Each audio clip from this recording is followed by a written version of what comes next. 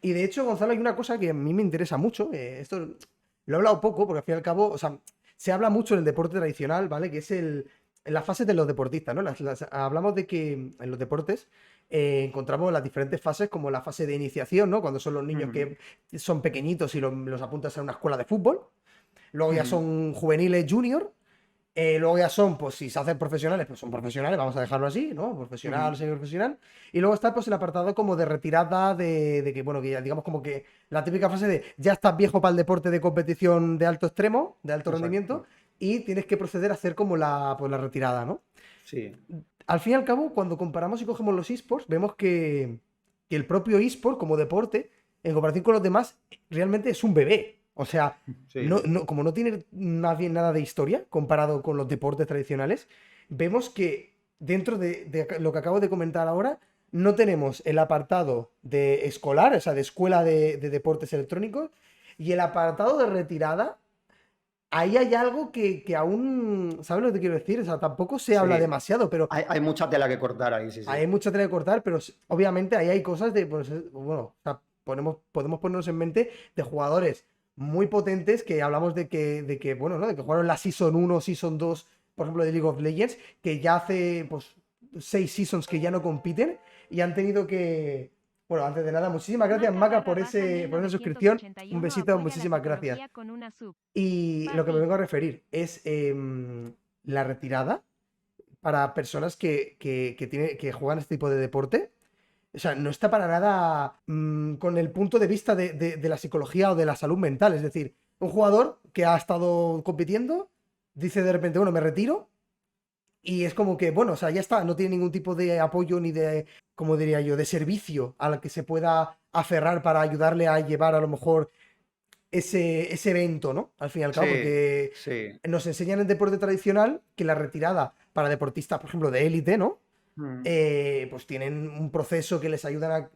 que a veces tienen tales rutinas puestas en la cabeza que cuando ya dejan de competir siguen haciendo esas rutinas aunque no tengan sentido, o sea, es un proceso de adaptación, pero estamos hablando que jugadores profesionales también de esports, donde también en su momento eran de los que tenían que jugar 14 horas casi todos los días, o sea, una barbaridad, sí. con unos desajustes de horario, de comidas, del sueño, y de repente se quitan de la competición porque, bueno, no quieren competir más o están mayores o los mismos equipos ya están optando pues, por otras personas que son más Mm, jóvenes y tienen más futuro.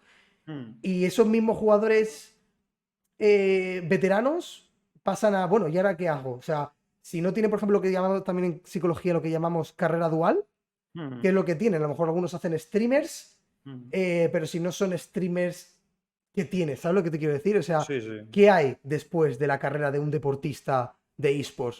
Es claro. algo que como el deporte es tan joven, aún no Mm, estamos viendo casos de a lo mejor decir, hostia, este jugador parece que está fatal desde que de esto porque no ha tenido ningún tipo de apoyo.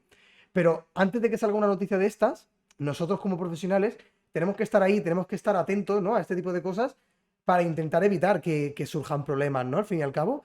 sí. Como que, bueno, pues yo me imagino XPK porque no sé si, o sea, la leyenda, ¿no? De XPK, pero es un hombre que ya no compite, Mm, hace su streaming, no sé qué está haciendo más, si también tiene su trabajo convencional, pero si ponte el caso de que XPK de que dejó de competir hubiera ido a peor o hubiera ido mal o lo que sea, ostras, pues hubiera claro. hecho un poco de revuelo, ¿no? Diciendo, hostia, mira, en la carrera de un deportista de esports, cuando se acaba de competir, se va al garete, ¿no? Sería como Sí. que daría que hablar, ¿verdad? Fíjate que hay equipos de. Yo sé uno porque sí, o sea, pues porque el psicólogo que trabajó allí ha sido profesor mío, entonces conozco más ese contexto. Hay un equipo de fútbol, por ejemplo, el Atlético de Madrid, por Sí. decir uno, que en su día, no sé si ahora se mantiene tanto ese proyecto, pero toda la academia del Atlético de Madrid tenía un proyecto bastante potente de psicología deportiva, donde los jugadores, al mismo tiempo que se profesionalizaban, ¿no? Ujú, El proceso de tecnificación, donde los jugadores empiezan dan el paso, ¿no? Desde el amateur hacia el profesional ya. ujú. También estudiaban, o ya sea FPs, algunos carrera, etcétera, se formaban, ¿no? Tenían un plan B, ¿no? Tenían un Claro. plan B.